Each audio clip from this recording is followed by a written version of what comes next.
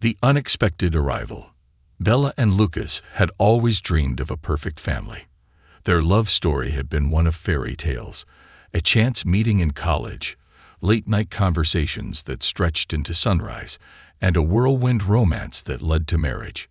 Now, after 3 years of trying, Bella was finally pregnant, and not just with one child, but 3. Triplets. Their home had become a sanctuary of anticipation, filled with baby clothes, stuffed animals, and a carefully painted nursery with stars and moons hanging from the ceiling.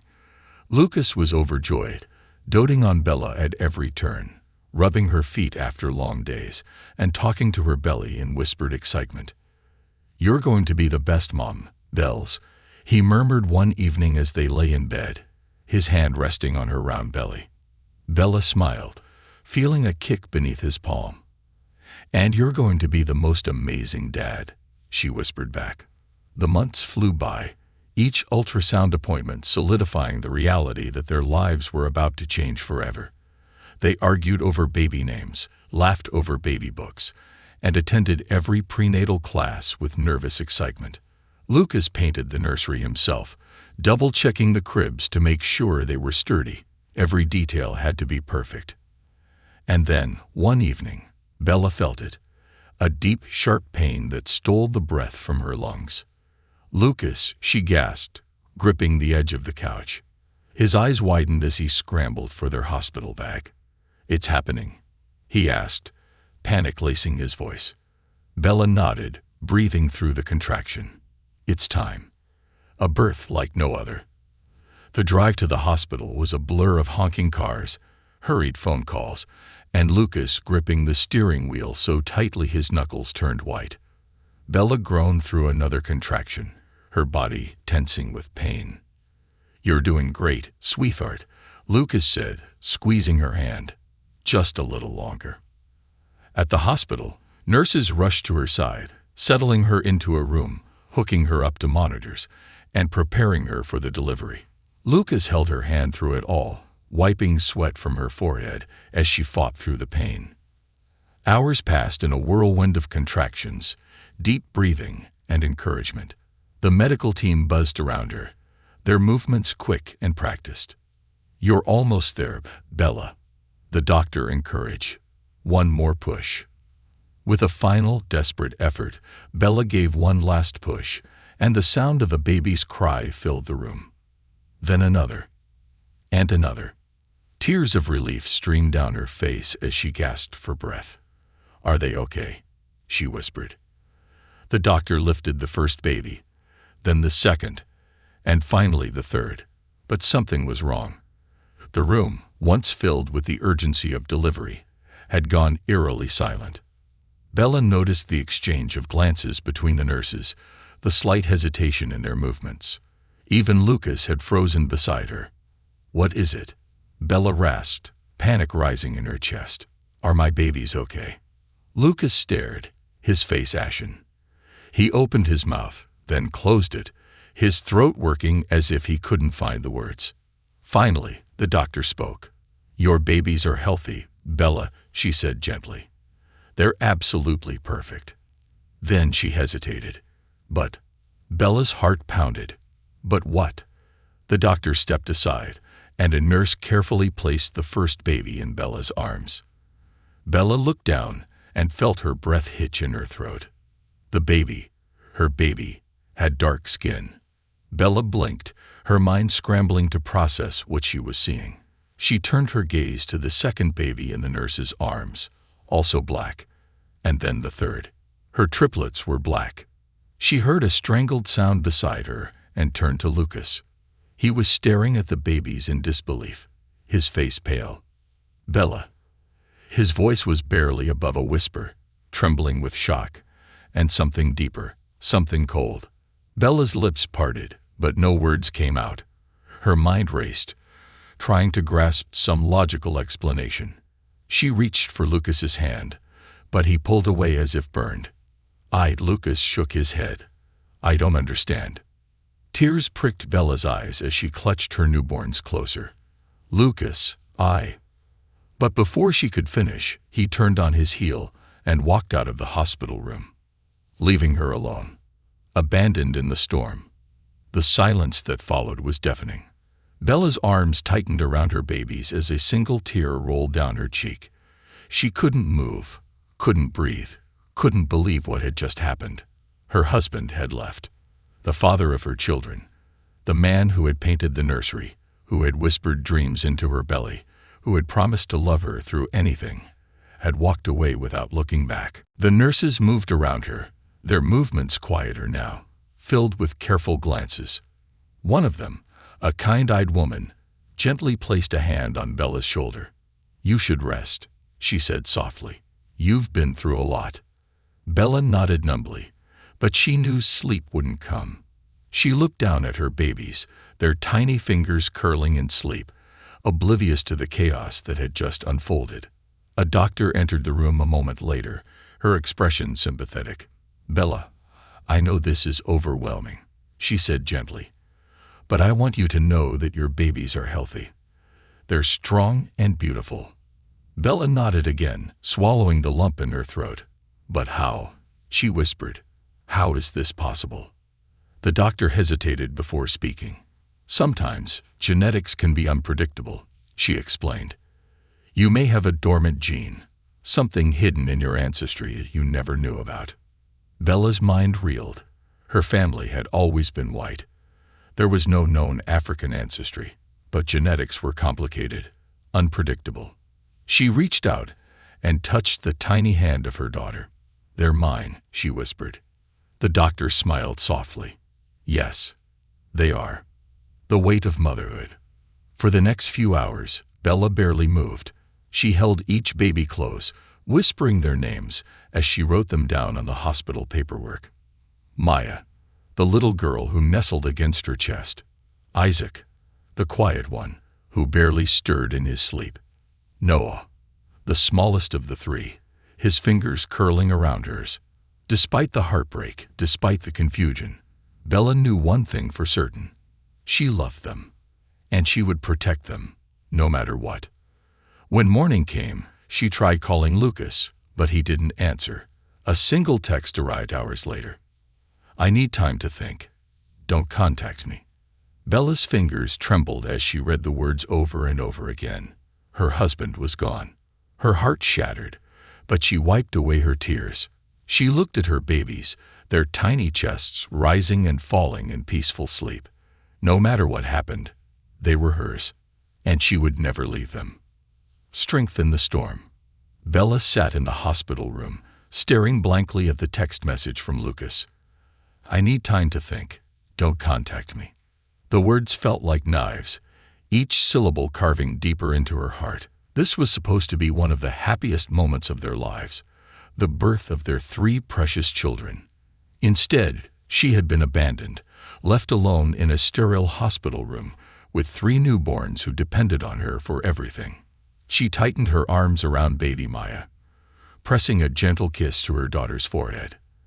The tiny girl stirred, her delicate fingers curling against Bella's chest. Beside her, Isaac and Noah slept soundly in their bassinets, unaware of the heartbreak unraveling around them. A sharp knock at the door startled Bella out of her thoughts. A nurse peeked in, offering a small, hesitant smile. "Mrs. Harper, Dr. Anderson is here to speak with you," she said softly. Bella nodded numbly as Dr. Anderson, the woman who had delivered her babies, stepped into the room. Her warm eyes were filled with concern. "How are you feeling?" the doctor asked, pulling up a chair beside Bella's bed. Bella let out a humorless laugh. "How am I feeling?" she echoed. "Like my world just crumbled beneath me. My husband left. My babies." She swallowed hard. "They don't look like me. I don't understand what's happening." Dr. Anderson nodded sympathetically. "I know this must be overwhelming for you, but I want you to know that genetics can be unpredictable. It's rare, but sometimes a person carries recessive genes from ancestors they never knew about." Bella furrowed her brows. "But my family is. They're white. I've never heard of any black relatives, not even distant ones." "That doesn't mean it's impossible," Dr. Anderson explained gently. Have you ever heard of genetic mosaicism? Bella shook her head. It's a condition where a person carries more than one set of DNA. Some people have African ancestry hidden in their genes, and it can unexpectedly express itself in their children. Bella tried to process the words, but her mind felt like it was swimming through fog. Was that the answer? Could that really explain everything? Dr. Anderson continued, I'd suggest getting a DNA test, just to give you clarity. But I want you to know, no matter what the results say, these babies are yours. They're healthy, they're beautiful, and they need you. Tears welled up in Bella's eyes. She glanced at her children, their tiny chests rising and falling with each peaceful breath. I love them, she whispered, no matter what. Dr. Anderson squeezed her hand. That's all that matters. Home, but not whole. 2 days later, Bella left the hospital with her triplets in tow. The moment she stepped outside, she felt the weight of the world pressing down on her. She had imagined this moment so differently. She had pictured Lucas at her side, proudly carrying their babies as they walked through the front door of their home. Instead, she was alone. The drive home was nerve-wracking. Every red light, every stop sign, she found herself glancing back at the car seats, double-checking that her babies were okay. When she finally pulled into the driveway, the house looked different, colder, emptier.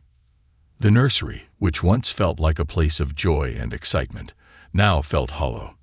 The walls were still painted in soft blues and yellows, the cribs neatly arranged. But without Lucas's presence, the space felt incomplete.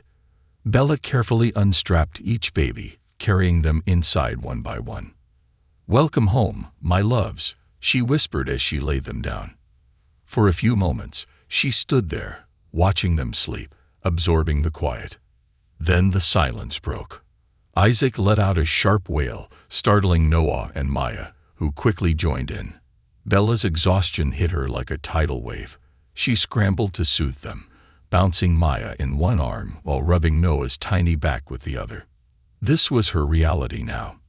No help, no husband, just her and 3 newborns. The weight of judgment. Days passed in a blur of feedings, diaper changes, and sleepless nights. Bella had barely had time to process what had happened. She hadn't spoken to Lucas since he left the hospital. He hadn't called. He hadn't texted. Nothing. The first time she left the house with the triplets, she was hit with a different kind of heartbreak. She had braved a trip to the grocery store, hoping to grab essentials, diapers, formula, and whatever frozen meals she could find. Pushing a triple stroller through the aisles was a challenge on its own, but it was the stairs that made her skin crawl. People whispered behind their hands. An older woman in the produce section narrowed her eyes at Bella before speaking. Are those your children? She asked bluntly. Bella stiffened. Yes, they are.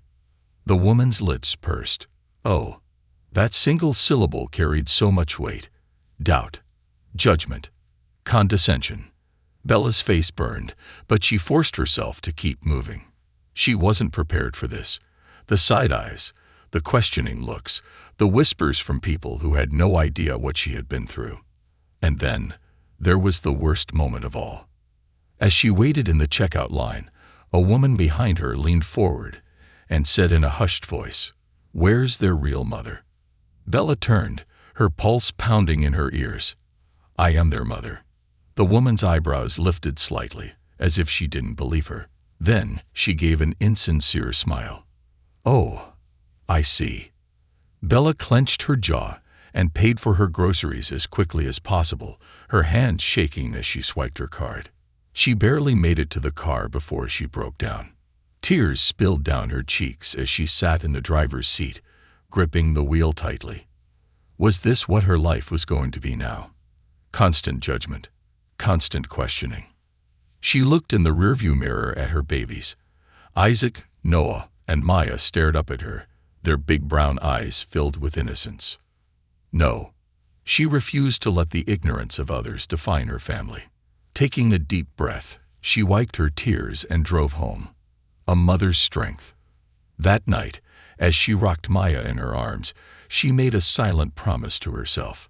No matter what the world threw at her, no matter how hard it got, no matter how many people doubted her, she would raise her children with love. She would teach them to be proud of who they were. She would fight for them, for their future. With or without Lucas, Bella knew she couldn't rely on anyone else. She had to be enough. For them. For herself. She kissed Maya's forehead, then looked over at Isaac and Noah sleeping peacefully in their cribs. She had never felt more exhausted in her life. But she had also never felt more determined. The burden of a mother's love. Bella never imagined that motherhood would be this lonely.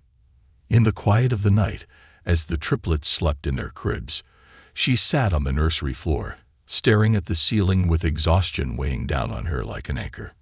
She had gone another full day with barely any sleep, running on caffeine and sheer willpower. The world outside her house had moved on, but hers had shrunk down to a cycle of feeding, changing, and rocking her babies back to sleep. Lucas still hadn't called. The absence of him was a hole in her chest that she tried to ignore. The first few days after he left, she had convinced herself he just needed time, that he'd come back with an apology, maybe flowers in his hands, and tell her that he had been an idiot. But the days turned into weeks, and the silence between them only grew louder. Bella knew the truth now. He wasn't coming back. She was truly on her own. Survival mode. Bella forced herself into a routine.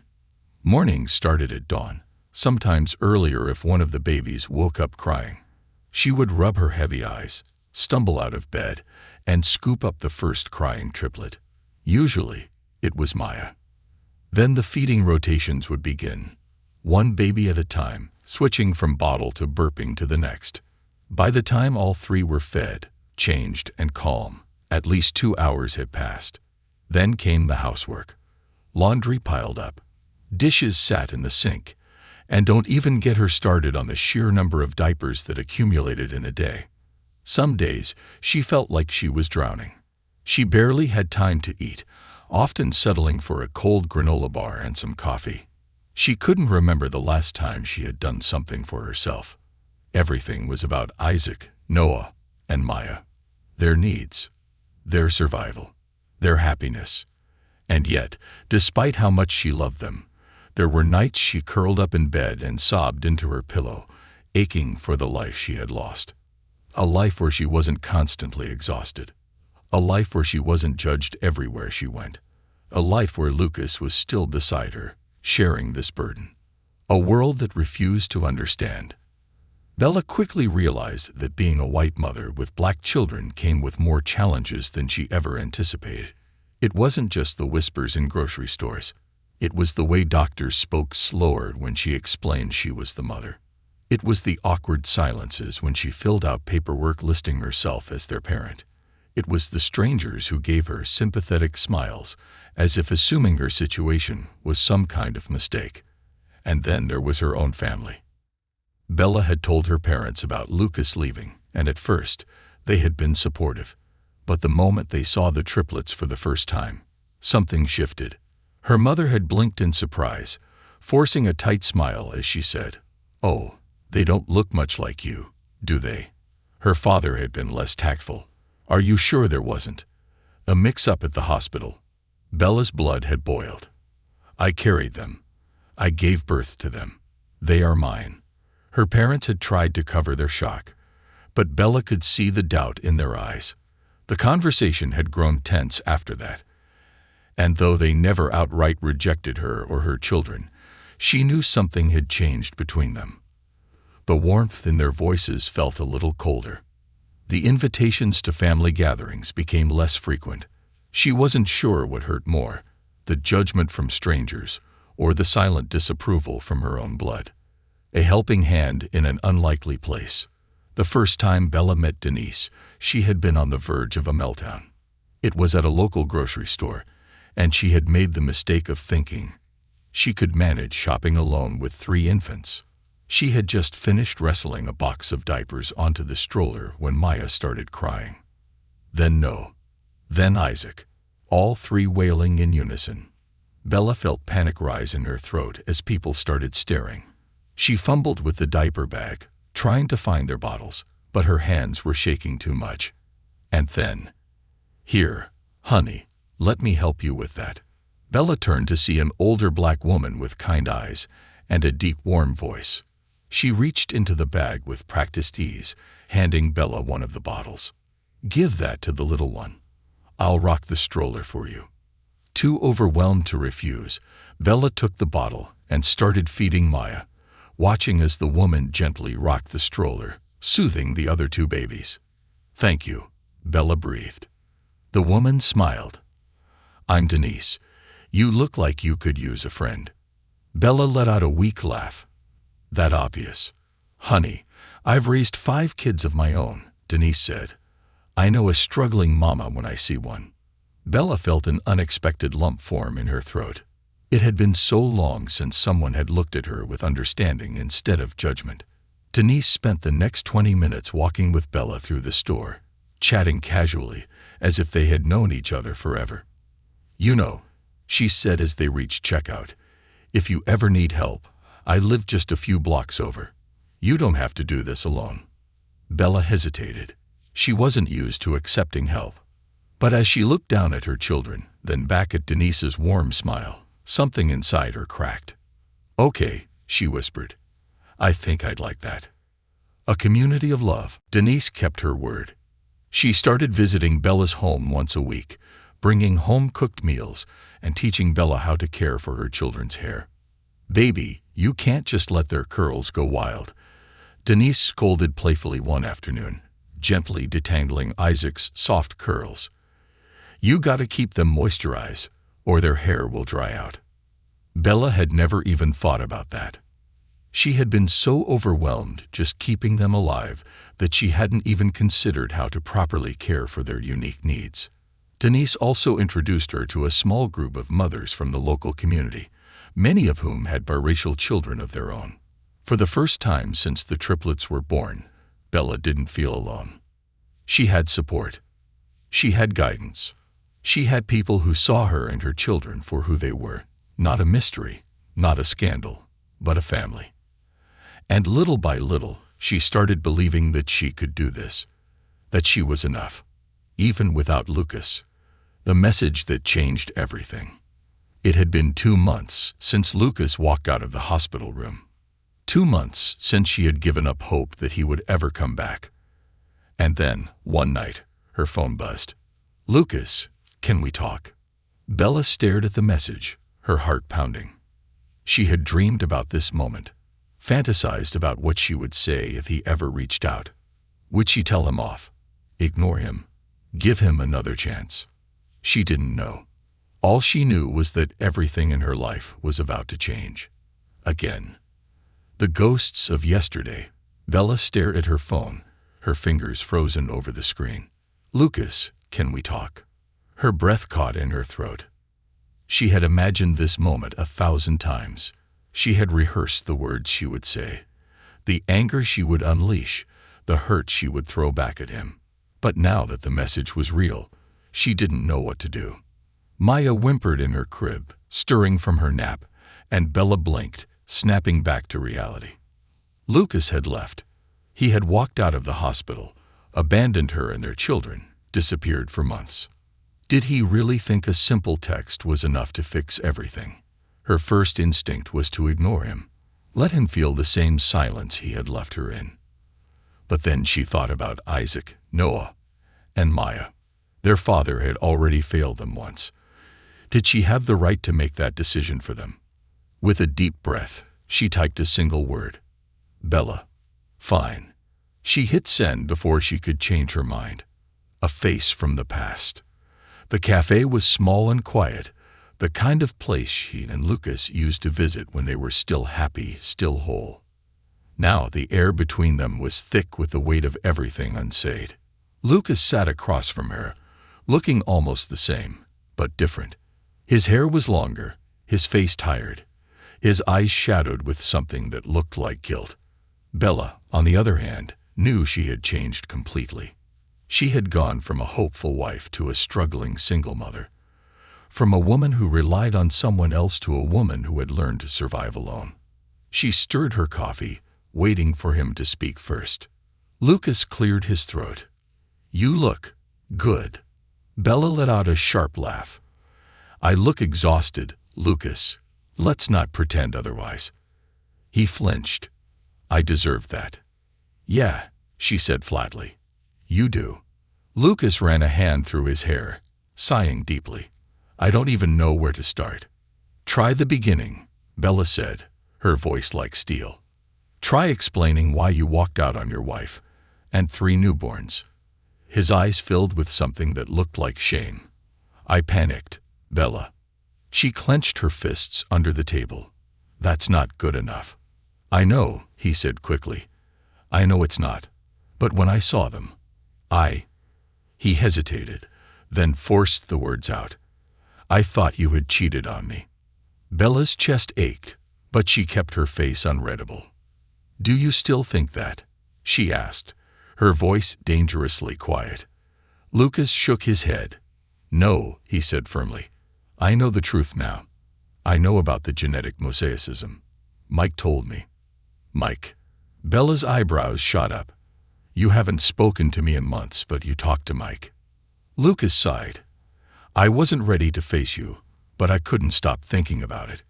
About them. About you. So I asked him if he had heard anything, and he told me about the DNA test you took." Bella's hand shook. "So you left me alone, ignored me, made me raise our children by myself. But you had time to talk to Mike." Lucas winced. "I was ashamed, Bella. I didn't know how to come back after what I did." "You should have come back anyway." "I know," he whispered, "and I hate myself for it." The words hung between them. For a moment, Bella saw the Lucas she had fallen in love with, the one who had whispered dreams into her belly, the one who had painted the nursery by hand. But then she remembered the nights she had cried herself to sleep, the judgment from strangers, the exhaustion, the loneliness. "You don't get to just walk back into our lives like nothing happened," she said, her voice trembling with barely controlled emotion. Lucas swallowed hard. "I don't expect that." "Then why are you here?" He looked up, and for the first time since he had walked out, she saw real desperation in his eyes. "I want to be their father," he said. "I want to know them, Bella. I want to make things right." Bella's throat tightened. Part of her wanted to scream at him, to tell him that he had missed his chance. But another part of her, the part that had spent months wishing for this moment, hesitated. Could she trust him again? Could she let him back in? And more importantly, did she want to? A test of trust. The first time Lucas saw the triplets again, he cried. Bella wasn't sure what she had expected, but it definitely wasn't that. Lucas knelt in the living room, staring at them like they were miracles, his eyes filled with wonder and pain. Maya clung to Bella's leg, her big brown eyes wary. Isaac and Noah sat on the floor, watching the stranger with cautious curiosity. "They don't know you," Bella said, crossing her arms. Lucas nodded, his jaw tight. "I know. You don't get to be their father just because you decided to show up. You have to earn it." He looked up at her. "I will. I swear." Bella didn't trust his promises, but she gave him a chance. At first, she allowed him short visits, an hour here, an afternoon there. She watched as he struggled to change diapers, as he fumbled with bottles. He wasn't perfect, but he was trying, and to her surprise, the triplets started warming up to him. Noah was the first to reach for him, his tiny fingers grasping Lucas's shirt as if testing his presence. Then Isaac let out his first laugh when Lucas made a ridiculous face. Maya, stubborn and cautious like her mother, took the longest. But one evening, as Lucas sat on the floor reading a book, she climbed into his lap without a word. Bella saw the tears in his eyes, but she didn't acknowledge them. She didn't trust him yet. But maybe, just maybe, her children could. The walls between them. One night, after Lucas had left, Bella sat on the porch, staring at the stars. Denise had warned her. "Be careful, honey. Just because he wants back in doesn't mean he's ready. And yet, part of Bella wanted to believe he had changed. A soft knock sounded on the door, and Bella turned to see Lucas standing there, his hands in his pockets. "Hey," he said. She raised an eyebrow. "You forgot something." He hesitated. I wanted to thank you for letting me be with them." Bella nodded slowly. "They deserve to have their father," she said. "But don't think for a second that this means I've forgiven you." Lucas looked at her, sadness in his eyes. "I don't expect you to." Silence stretched between them. Then, after a moment, he took a step forward. "Can we start over?" he asked. Bella's heart pounded. She thought about everything she had endured, everything she had survived. She thought about her children, about their future.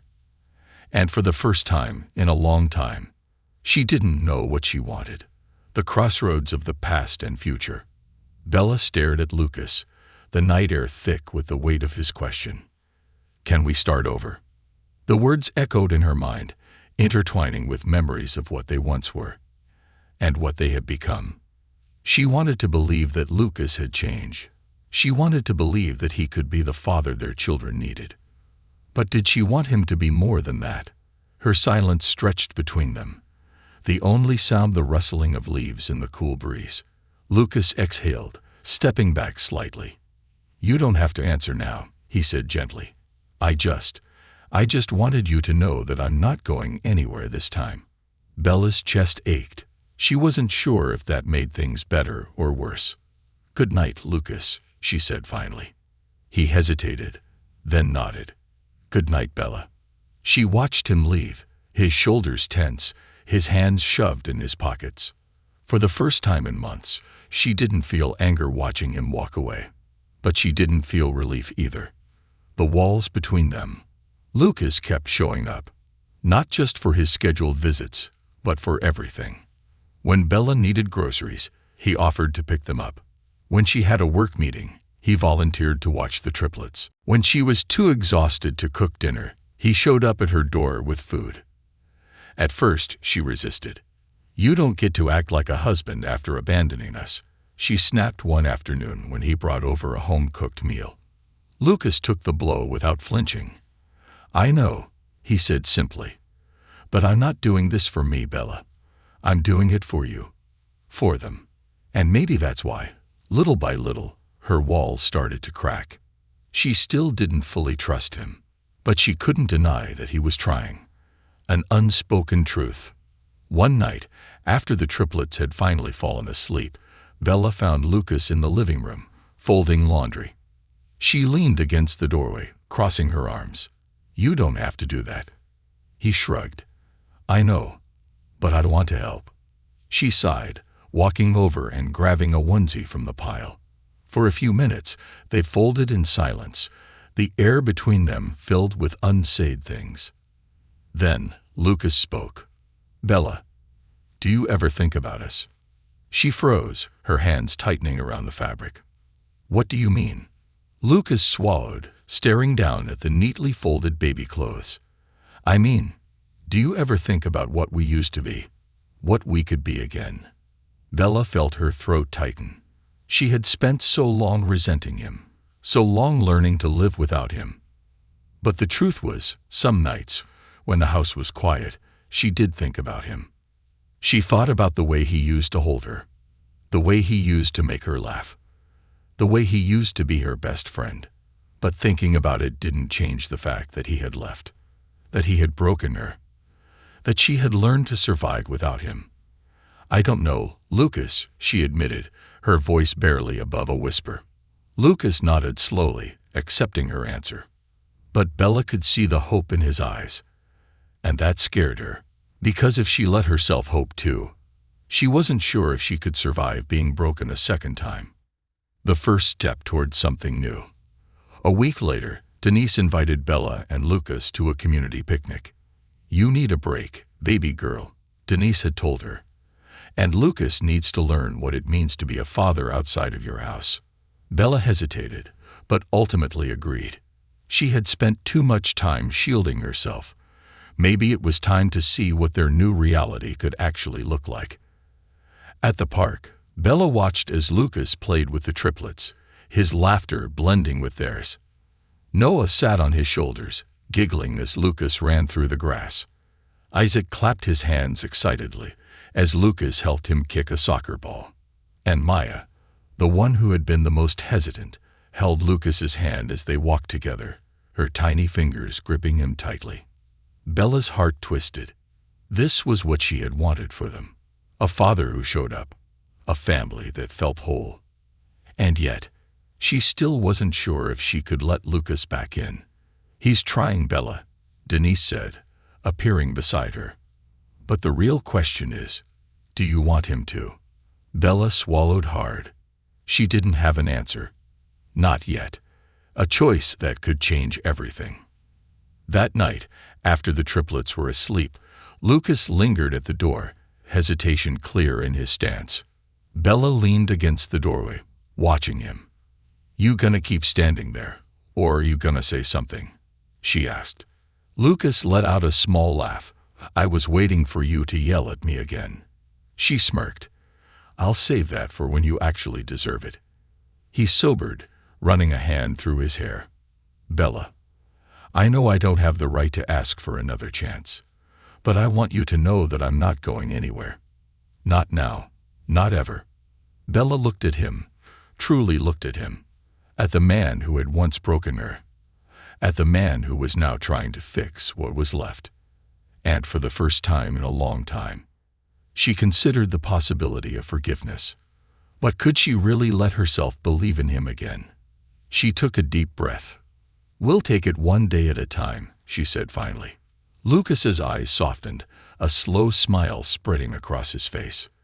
"That's all I could ask for," he said. And for the first time in a long time, Bella let herself hope, rebuilding what was lost. The weight of everything settled heavily on Bella's chest as she lay in bed that night. Lucas was back, not just as the father of her children, but as a man trying to mend what he had shattered. The question that plagued her wasn't whether he deserved to be in the triplets' lives. She had already decided he did. The real question was, did she want to let him back into her life? It wasn't just about the past. It wasn't just about his betrayal. It was about trust. And after everything, she wasn't sure if she had any left to give. A new normal. Days turned into weeks, and somehow Lucas became a constant part of their daily routine. At first, Bella kept her walls up, allowing him to help only where necessary. But Lucas didn't just settle for being there part-time. He showed up. Every morning, he was there to help with breakfast, wrangling Isaac into his high chair while Noah threw his spoon across the kitchen.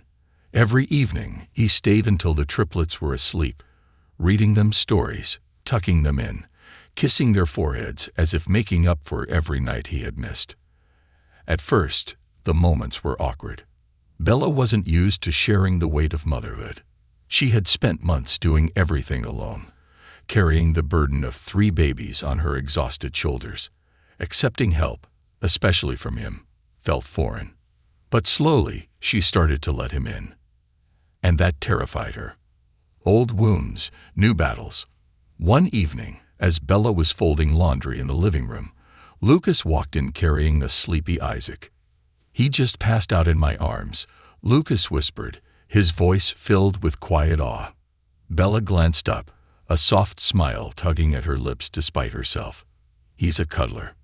Lucas gently laid Isaac in his crib, brushing his tiny curls back before stepping into the hallway where Bella stood. For a moment, there was silence. Then, Lucas spoke. "Can I ask you something?" Bella stiffened slightly. "Depends on what it is." Lucas hesitated, rubbing the back of his neck. "Do you think you'll ever forgive me?" Bella sucked in a sharp breath, his words hitting harder than she expected. "I don't know," she admitted honestly. Lucas nodded, though she could see the pain in his eyes. "I don't expect it to be easy.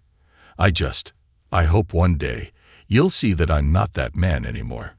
Bella studied him, her heart at war with itself. She wanted to believe him. But trust wasn't something that could be restored overnight. "It's going to take time," she finally said. Lucas's lips twitched into a small, sad smile. "I'm not going anywhere." Bella didn't answer, because she wasn't sure if that was a promise or a threat. A glimpse of the past. One rainy afternoon, Bella found herself lost in a moment she hadn't expected. Lucas was in the kitchen, holding Maya on his hip as he stirred a pot of soup. She watched as he hummed softly to their daughter, his voice blending with the gentle pitter-patter of rain against the window. It was domestic. It was familiar. It was dangerous, because it reminded her of everything she had once loved about him. The way he had always been able to make her laugh. The way he had always been so gentle with her, so patient, so kind, before everything had fallen apart. She had spent so long being angry, so long keeping him at a distance, that she hadn't allowed herself to see this version of him. The version that was trying. The version that wanted to be there. And maybe, just maybe, she missed him. Not just for the kids, but for herself. Denise's wisdom. That evening, Bella sat on Denise's couch, sipping tea as the older woman washed her carefully. "You got that look again," Denise said knowingly. Bella frowned. What look? The look of a woman who's trying real hard not to admit she's still got feelings for a man.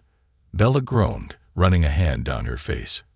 "I don't know what I feel, Denise." Denise hummed, setting her teacup down. "Well, let me ask you this. Does he make your life easier or harder?" Bella thought about it. About the way Lucas had stepped up. About the way he had eased her burdens instead of adding to them. About the way her children lit up when he was around. "Easier," she admitted quietly. Denise nodded, satisfied. "Then maybe it's time to stop fighting your own heart, baby girl." Bella sighed, staring down at her tea. She wasn't sure if it was that simple, but maybe. She was ready to try. The first date that wasn't a date. "Let's go out," Lucas said one evening, catching Bella off guard. She blinked. "Go out?" "Yeah," he said. "Just you and me. No kids. Just dinner. A chance to talk. To really talk." Bella hesitated. This felt like a line she wasn't sure she was ready to cross. But as she looked into Lucas's hopeful eyes, she realized something.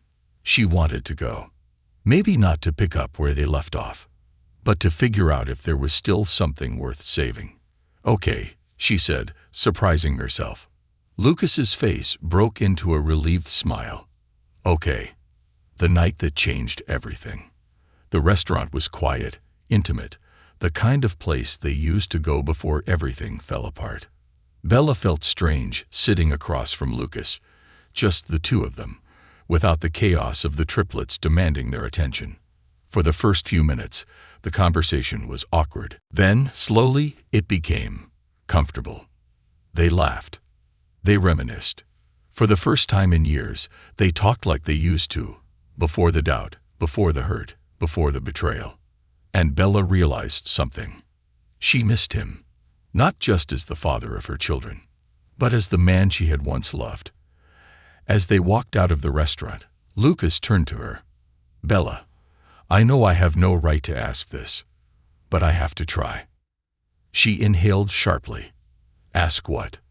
His voice was quiet, almost vulnerable. "Can we try again?" Bella's heart pounded. Everything in her screamed to be careful. But as she looked at him, the man who had once broken her, but who was now trying so desperately to fix what was left, she realized something. She wanted to try. And maybe that was enough. "One day at a time," she whispered. Lucas smiled, his eyes shining with something she hadn't seen in a long time. "Hope. One day at a time," he agreed. And just like that, they took the first step toward something new. Something fragile. Something worth fighting for. A love rebuilt, a future forged. The weight of her decision settled into Bella's chest long after she had spoken the words. One day at a time. She had agreed to try again. To let Lucas back in, not just as the father of their children, but as the man who had once been her entire world. And yet, as she lay in bed that night, Staring at the ceiling, she wondered if she had made a mistake. Could love really survive betrayal? Or was she setting herself up for heartbreak all over again? A second chance begins. The next few weeks felt like a delicate dance between the past and the present. Bella and Lucas weren't the same people they had been before. She wasn't the naive, hopeful wife who believed love alone was enough to weather any storm. He wasn't the man who had once turned his back on his family out of fear. They were different now. Stronger, wiser, but also cautious. At first, they kept things simple. Lucas continued spending time with the triplets, but now, he also spent time with Bella. They talked more about their struggles, their fears, their dreams. It wasn't just about rebuilding trust. It was about rediscovering each other. And for the first time in a long time, it felt good, facing the world together. It wasn't long before people started to notice. The whispers, the curious glances, the judgment, it all returned the moment Bella and Lucas were seen together again. Look who came crawling back. He finally decided to claim his kids. She must be desperate. Bella heard it all. She saw the way people looked at them, the way some shook their heads, as if she was foolish for giving him another chance. And for a moment, she let it get to her. She let doubt creep in, let the weight of outside opinions settle like stones in her stomach. But then, one afternoon, she found herself at the park with Lucas and the kids. Lucas was chasing Isaac and Noah through the grass, their laughter ringing through the air. Maya sat on Bella's lap, her tiny fingers twirling in her mother's curls. For a moment, Bella just watched, the love in Lucas's eyes when he looked at their children, the joy on their faces when they were with him, the way her own heart felt lighter, steadier when he was near. And she realized something. No one else's opinion mattered, because for the first time in years, she was happy. The test of love. But love, no matter how strong, is never without its trials. One evening, after a particularly exhausting day with the triplets, Bella found herself overwhelmed. The dishes were piled in the sink. The laundry hadn't been folded. Isaac had thrown a tantrum that had left her head pounding. And Lucas, trying to help, made the mistake of saying, "Just relax, Bells. I've got it." Something inside her snapped. "Relax." Bella's voice was sharp, angry. "Do you have any idea how much I've done today? How much I do every day?" Lucas held up his hands in surrender. "I didn't mean. You don't get to walk in and play helpful dad when I've been doing this alone for months," she interrupted, her voice rising. "You don't get to tell me to relax when I haven't had a single second to myself in forever." Lucas's face fell. "Bella, I know you've been carrying the weight of everything. And I hate that I wasn't here to help you. But I am here now." She shook her head, her emotions bubbling over. "That doesn't erase what happened, Lucas. You left. You left when I needed you the most." Lucas's jaw tightened, but he didn't argue. Instead, he took a slow breath and said something that stopped her cold. "You're right," he said. "I did. And I hate myself for it." Bella blinked, her anger faltering. Lucas stepped closer, his voice softer now. "I can't take back the past, Bella. I wish I could. But all I can do now is show you, every day, that I'm here for the long haul, that I won't run when things get hard." Tears welled in Bella's eyes. She wanted to believe him. But the pain still lingered. "I'm scared," she admitted finally. Lucas reached for her hand, his fingers warm and steady. "Me too," he whispered. And somehow, that made it easier. The night that changed everything. Weeks later, after another family outing to the park, Bella found herself on the porch with Lucas, watching the stars. It reminded her of old times, of quiet nights when they had talked about their future, back when things were simple. Lucas turned to her, his voice hesitant. "Bella, can I ask you something?" She looked over. "What?" His eyes searched hers. "Are we just co-parents, or are we something more?" Bella's heart pounded. She had been avoiding this conversation, afraid of the answer. But deep down, she knew the truth. She had fallen for him again. Slowly, cautiously, but deeply. She exhaled, her chest tight with emotion. "I don't know, Lucas, but I know I don't want to do this without you." Lucas reached out, brushing a strand of hair behind her ear. "Then let's figure it out. Together." Bella swallowed hard. "Okay." And then, for the first time in years, she let him kiss her. It wasn't perfect. It wasn't a fairy tale ending. But it was real. And sometimes, that was enough. A love worth fighting for. Months passed, and slowly they found their rhythm. They weren't just parents anymore. They were partners. Bella still had doubts, still had moments of fear. But every time she looked at Lucas, at the man who had once failed her but had fought like hell to earn back her trust, she knew she had made the right choice. One evening, as they watched their children play in the backyard, Lucas wrapped an arm around her waist. "I love you, Bella," he said softly. "I never stopped." Bella leaned into him, her heart steady. "I know," she whispered. And for the first time in a long time, she believed it. Epilogue. A family. Rebuilt. Years later, Bella sat at the kitchen table, watching as Lucas chased their 5-year-old triplets around the house. Laughter echoed through the walls, filling the space that had once felt so empty. Maya shrieked with delight as Lucas scooped her up, spinning her around. Noah and Isaac tackled him next, giggling as they piled onto their father. Bella smiled, warmth spreading through her chest. This wasn't the life she had planned. It wasn't the picture-perfect story she had once imagined, but it was theirs, and that made it perfect in its own way. Lucas caught her gaze from across the room, a knowing smile on his lips, and in that moment, Bella realized something. She had loved him before. She had lost him once. But in the end, she had found him again. And this time, she knew. He was home.